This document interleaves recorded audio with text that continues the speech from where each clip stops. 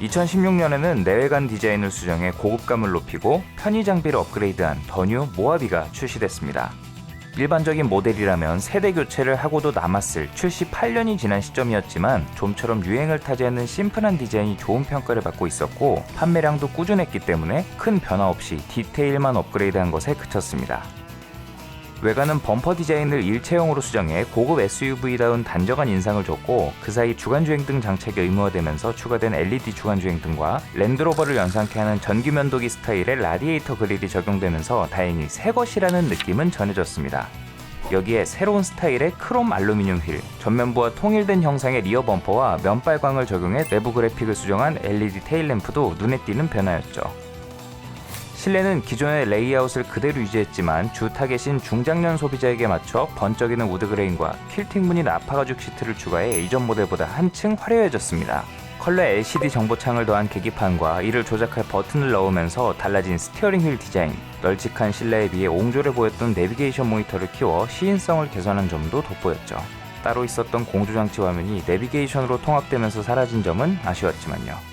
여기에 큰 차체로 주차나 비좁은 길에서 진땀을 흘렸던 소비자들을 위한 어라운드 뷰 모니터, 현대차의 블루링크와 마찬가지로 스마트폰으로 원격 시동과 온도 설정 등을 할 수 있는 유보를 탑재하는 등 최신의 편의 장비를 더해 오래된 차 이미지를 꽤나 덜어냈습니다.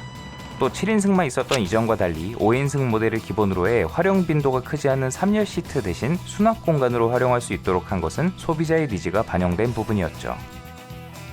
파워트레인의 변화는 없었는데 부진했던 가솔린 트림은 이전에 스리슬쩍 빼버렸고 주력인 6기통 디젤 엔진만 덩그러니 남았습니다. 이 모델부터 강화된 배기가스 규제로 SCR 방식을 적용하면서 요소수를 넣어줘야 했고 이 요소수 장치를 추가하느라 후륜 공간이 협소해져 기존의 에어 서스펜션이 빠지게 됐죠. 오프로드용 타이어 패키지와 강화 스프링을 전용 액세서리로 제공하고 후측방 경보와 차선 이탈 경고, 전방 충돌 경고 등 안전 사양을 옵션으로 추가해 트렌드에 충실히 따른 것도 좋은 부분이었습니다.만 여전히 어댑티브 크루즈 컨트롤 같은 주행 보조 장비는 차급을 고려하면 빈약한 수준이었죠. 전반적으로 많은 부분이 개선되긴 했지만 야금야금 올라 어느새 5천만 원이 넘어버린 가격과 플래그십 SUV라는 차급을 고려하면 아쉬움도 많이 남는 모델이었습니다. 여전히 트렁크는 손으로 닫아야 했죠. 어떻게 생각해요? 좋지 않다고 생각합니다. 그럼에도 출시 전 별도의 사전 계약 혜택이 없었음에도 4,500대가 넘는 계약 대수를 자랑했고 이 중 70%가 40에서 50대로 여전히 중년 남성들의 압도적인 지지를 받았습니다. 그 사이 2017년 쌍용차의 렉스턴이 G4 렉스턴으로 환골탈퇴하면서 다시금 중대형 SUV에 강제로 떠올랐고 이로 인해 판매량에 소폭 영향을 받긴 했지만 독보적인 6기통 디젤 엔진 이 하나만으로 모하비를 선택하는 소비자들이 많았기 때문에 인기는 유지됐습니다. 여담으로 연상호 감독의 영화 반도에서 화려한 후륜구동 드리프트 머신으로 등장해 장르를 순식간에 바꿔놓기도 했습니다. 저는 영화 내용은 기억이 안 나고 어째 이 모하비만... 모하비의 마초적인 매력에 국방부가 가만히 있을 리 없죠. 민수용 모델을 군용으로 꾸며 공군에 납품한 데 이어 현재 레토나를 대체하고 있는 소형 전술 차량 K151, 이른바 한국형 험비도 이 모하비를 베이스로 만들어졌다고 하죠. IFB 준비 완료! 기본적으로 소총탄을 막아내는 수준의 방호 성능을 갖춰야 하고 다양한 군 장비를 탑재해야 하는 만큼 상당히 크고 무거워졌기 때문에 파워트레인도 모하비의 6기통 디젤 엔진과 8단 자동 변속기, 후륜 기반의 AWD 시스템을 그대로 적용해 이전의 가솔린 레토나에 비해 훨씬 강력한 성능을 제공합니다. 다행히 요소수는 안 넣어도 된다고 하네요. 여기에 전동 조절 사이드 미러와 에어컨, 블루투스 오디오, 후방 카메라 및 내비게이션까지 장비하면서 거의 민수용 차 못지않은 편의성을 갖춘 것도 좋고요. 물론 고급 부품이 탑재된 만큼 훨씬 비싸졌고 정비 또한 까다로워졌겠지만 한여름에는 땀을 뻘뻘 흘리고 툭하면 시동이 꺼지는 수동 변속기 레토나에 고통받던 장병들이 한결 편한 환경에서 근무할 수 있겠네요. 이 밖에도 다양한 무장을 탑재한 기갑수색 차량, 개방형 짐칸이 마련된 카고 모델 등 험비처럼 다양한 파생 모델도 함께 제공되는 점도 눈여겨볼 만한 부분입니다. 무슨 일이든 맡겨만 주시죠. 2014년 대한민국 방위사업전에서 정식으로 첫 선을 보였고 2017년부터 일선 부대에 배치되어 야전을 누비고 있습니다. 지금도 군부대가 많은 일부 지역에서는 일반 도로에서도 심심찮게 보이죠. 한편 최근 개최된 2021 서울 아덱스에서 역시 모하비를 기반으로 한 경량 고기동 차량을 공개했는데 좀 더 미래지향적인 외관과 향후 허머처럼 민수용 모델로 출시될 가능성을 내비쳐 주목을 받기도 했습니다. 모하비의 후속으로 예상됐던 텔루라이드가 무거운 프레임을 내려놓고 현대 팰리세이드의 형제차이자 아예 북미 전용 차종으로 결정되면서 팰리세이드와의 판매 간섭과 노사 간의 갈등 등 여러 복잡한 문제가 겹쳐 모하비는 또 한 번 생명 연장의 꿈을 이루게 됩니다. 좋지 않은 여론을 의식해서인지 이번에는 좀 더 정성을 들였고 2019년 서울 모터쇼에서 모하비 마스터피스 컨셉트카를 예고편으로 내나 꽤 괜찮은 반응을 얻었습니다. 변화에 대한 강박 때문인지 한편으론 기괴해 보이기도 한 앞모습 때문에 모하비 마우스피스라는 별명으로 불리기도 했지만요. 이윽고 그해 9월 컨셉트카의 모습을 그대로 옮긴 모하비 더 마스터가 출시됐습니다. 소소하게 화장만 고친 수준이었던 이전 더 뉴 모하비와는 달리 페이스리프트지만 내외관 디자인을 거의 풀모델 체인지 수준으로 바꾼 것이 특징이었죠. 최신 기아차의 디자인 트렌드를 반영해 그릴과 램프의 경계를 없앤 전면부는 전작의 위압감은 유지하면서 LED 램프 특유의 디자인 자유도를 살려 첨단 느낌을 더했습니다. 이전의 얼굴이 듬직한 느낌에서 오는 위압감이었다면 이 모델은 좀 무서운 얼굴에서 오는 위압감이랄까요? 저는 처음 실물 마주했을 때 오래된 007 영화 속 그분이 떠오르더라고요. 페이스리프트 모델답게 측면부의 변화는 크지 않았지만 소비자들이 가장 쉽게 체감할 수 있는 휠 디자인을 바꿔 변화에 발맞췄고 전작에서 두드러졌던 플라스틱 가뉴시의 면적을 크게 줄여 세련된 느낌을 강조했습니다. 이런 느낌은 후면부에서도 그대로 이어졌는데 전면부의 세로형 데이라이트와 궤를 같이 한 테일램프는 가로로 길게 이어진 장식을 더해 기아차의 다른 모델과 패밀리 룩을 이뤘고 가로선이 돋보이는 범퍼는 바디 컬러로 도색해 중후한 인상을 더했습니다. 여전히 머플러는 싱글의 수도꼭지 형태였지만 듀얼 트윈 머플러 형상의 장식을 추가해 고성능 이미지까지 챙겼어요. 전체적으로 등산복보다는 세미 정장을 입고 타야 어울릴 것 같은 차가운 도시 아빠들을 위한 도시명 SUV로 컨셉이 바뀐 모양새였습니다. 변화는 외관에서 그치지 않았습니다. 실내도 전작의 모습을 떠올리기 힘들 만큼 천지개벽 수준으로 바뀌었어요.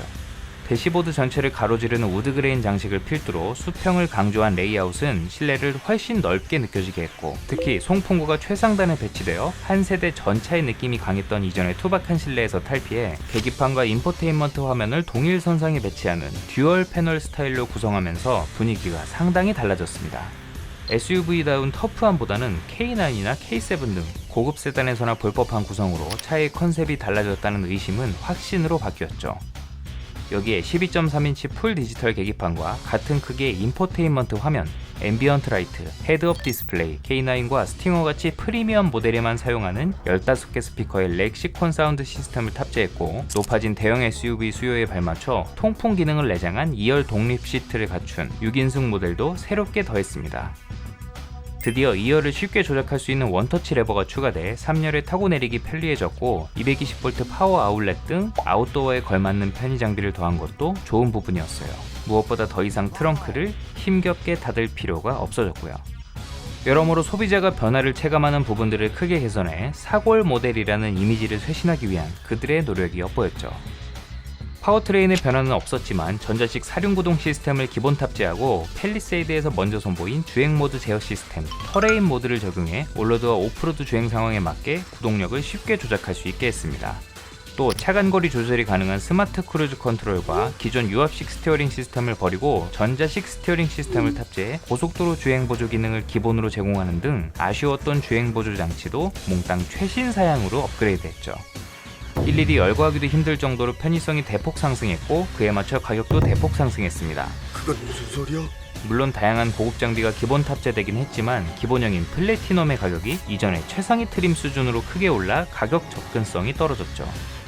이 밖에 화면 사이즈는 커졌지만 렌즈는 그대로인 화질구지 후방 카메라와 어라운드 뷰, 캡틴 시트를 갖췄지만 그 캡틴을 위한 측면 커트는 여전히 없었고 아래급인 중형 SUV보다 빈약한 3열 편의 장비와 개선했다고는 하지만 구조적인 한계로 여전히 멀미나는 승차감 등 아쉬운 부분도 많은 모델이었습니다. 나중에는 전용 20인치 휠과 전용 그릴, 알칸타라 소재로 꾸민 최상위 트림, 마스터즈 그래비티를 신설해 더 공격적인 외관을 선보이기도 했는데 가격이 모하비 더 마스터는 도시명 SUV로 점칠된 현대기아차 SUV 라인업 속 자리잡은 유일한 정통 프레임 SUV로서 그 존재감이 확실했습니다. 구형 모델을 거칠해 비싼 값을 받아먹으려는 술수가 보이는 모델이라며 일부 소비자와 자동차 전문 매체들은 쓴소리를 하기도 했지만 후륜구동 6기통 디젤 8단 자동 변속기라는 독보적인 파워트레인은 제네시스 GV80이 출시되기 전까지 수입차에서만 경험할 수 있는 가치였고, 비록 오래된 엔진이긴 하지만 여전히 현역으로도 손색 없는 힘을 제공했죠. 여기에 대부분의 판매량이 국내에 한정되어 있고 무엇보다 뚜렷한 위협을 가하는 타사 경쟁차들이 없었기 때문에 적극적인 상품성 개선이 이루어지지 않았음에도 꾸준히 잘 팔렸습니다. 이번 모델 역시 높은 가격에도 불구 기아차의 플래그십 SUV로서 그 위엄을 뽐내고 있죠. 다만 신형으로 갈수록 오프로드보다는 도시명 SUV에 가까워지면서 모노코크 SUV와 직접 비교하면 그 단점이 명확하게 드러난다는 게 문제였습니다. 그동안 모노코크 바디 설계가 빠른 속도로 발전했고 준수한 승차감과 험로 주행시 강성 두 가지를 모두 잡기 시작했죠. 그 결과 랜드로버, 지프 등 오프로드 SUV를 대표하는 브랜드조차 신형 모델을 내놓으면서 유니바디 적용 비율을 높이는 등 바디온 프레임의 영역까지 대체하기 시작했습니다. 물론 정통 오프로더를 추구하는 일부 모델은 아직도 프레임 바디를 고수하고 있지만 이 모델들 역시 모하비와 비슷한 단점을 공유하고 있죠. 물론 그럴 땐 내가 돈이 부족한 건 아닌지 돌아보라. 한편 출시 전 JTBC에서 기획한 다큐멘터리를 통해 PPA를 진행했으나 이 다큐멘터리가 군의 허가 없이 DMZ를 무단 촬영한 것으로 드러나면서 본의 아니게 입방아에 오르기도 했습니다. 다행히 제작사인 JTBC의 책임이 돌아갔고 멋지구리하게 찍어놓은 산티아고 광고 덕분에 논란은 금세 잠잠해지긴 했지만요. 지금까지 국내와 해외 모두 저조한 실적으로 기아차의 흑역사로 남을 뻔했지만 갑작스러운 아웃도어 열풍으로 판매량 역주행 신화를 쓴 기아 모하비에 대해 알아봤습니다. 비록 적극적인 신차 개발이 이루어지진 않았지만 꾸준한 상품 개선으로 15년 동안 우직하게 자리를 지켜온 결과 모하비라는 그 이름 하나만으로 충분할 만큼 수많은 중장년 남성들의 지지를 받는 브랜드로 자리를 잡았습니다. 쌍용 픽업 트럭 시리즈 렉스턴과 함께 신차로 판매되는 몇 안 되는 통뼈 품은 국산차로서 현재도 수많은 현장과 거친 비포장기를 누비고 있죠. 한편 최근 텔루라이드 페이스리프트 모델의 테스트카가 국내 곳곳에서 목격되며 다시금 국내 소비자들의 기대감을 높이고 있는데요. 아직까지 기아차의 공식적인 입장은 전혀 없지만 모하비가 이 정도 우렸으면 맹물 나온다는 신차로서 수명을 다했다는 이야기가 나오고 있는 만큼 텔루라이드의 국내 출시 가능성이 아예 없다고 볼 수는 없겠네요. 1세대를 벗어나지 못한 모하비의 앞날은 어떻게 될까요? 계속해서 기아 프레임바디 SUV의 계보가 이어질 수 있을까요? 다음에도 더욱 흥미로운 이야기로 찾아오겠습니다. 사소하지만 궁금한 자동차 이야기 멜론 머스크였습니다.